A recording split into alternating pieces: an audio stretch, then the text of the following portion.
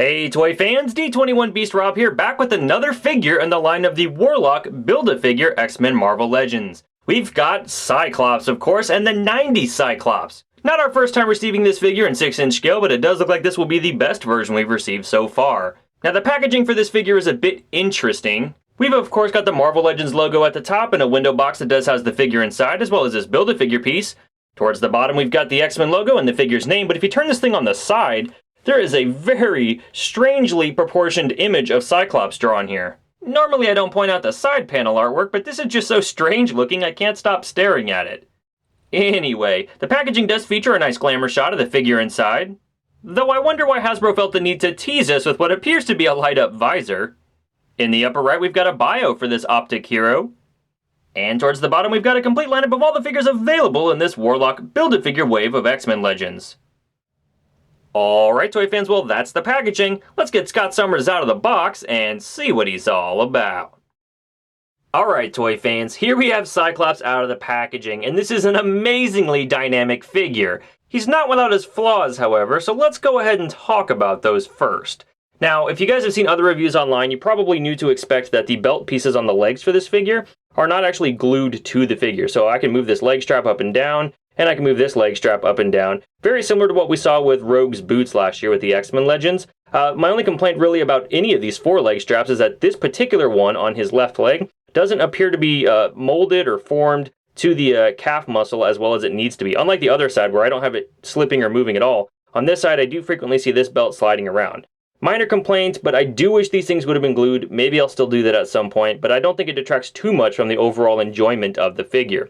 The other thing, and this is a bigger complaint for me, is this, iconic belt that runs around his torso is actually a separate piece that has to be buttoned together. And when you start posing this figure around, moving his ab crunch and whatnot, it does undo. There's nothing I can do about that not happening. I almost wish that Hasbro didn't make this a removable piece, but that's probably the only way they could get this assembled. But it is a bit annoying to deal with as I'm posing the figure around. But those minor quibbles aside, this is a fantastic looking figure. Now he's a bit flat in the paint department. It looks like Hasbro saved the paint for the actual belt accessory, and I think it was used to great effect. As we take a look at this up close, you'll see there is a bit of an orange wash on the belt, and of course paint detail for the belt buckle on the waist, and of course the communicator buckle here on the breast of the figure. Both of those I think look really fantastic, but my favorite piece about this figure is the head sculpt. This is a phenomenal head sculpt, definitely the best Cyclops head sculpt we've received so far. It's got a nice gold paint around the visor, even some sharp red paint on the inside. It doesn't light up like the box kind of, hinted about or whatever. I'm sure that was just a marketing technique, but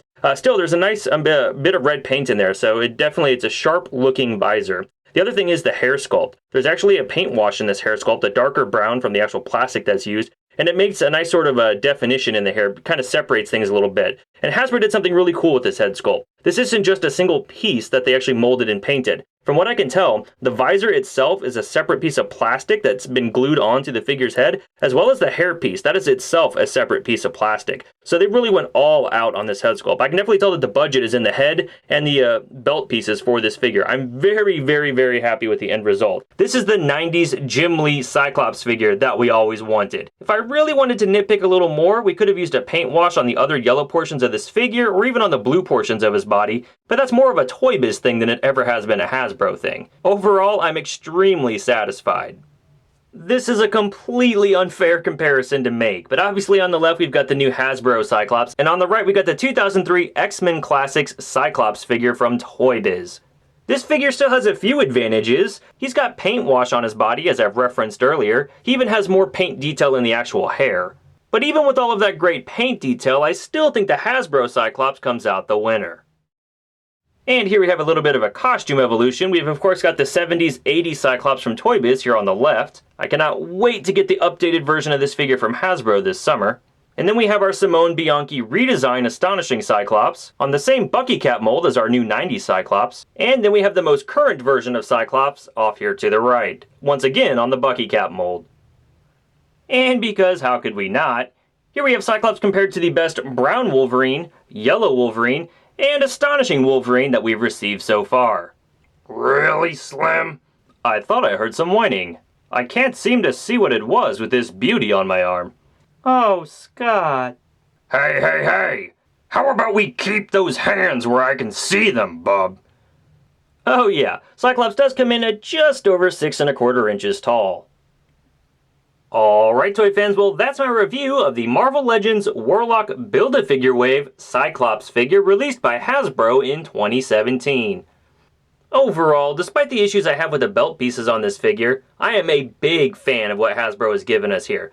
This is a great update to the Toy Biz version of this character, or a great entry point if you're just getting started. If you see him on store shelves, definitely pick him up. Well, thanks for watching this review, Toy fans. I hope you enjoyed it. Based on your feedback from last time, I'll probably go ahead and hit Colossus next time. In the meantime, you guys can always keep up with me on Twitter and Instagram at D21Beast, and I'll see you guys next time.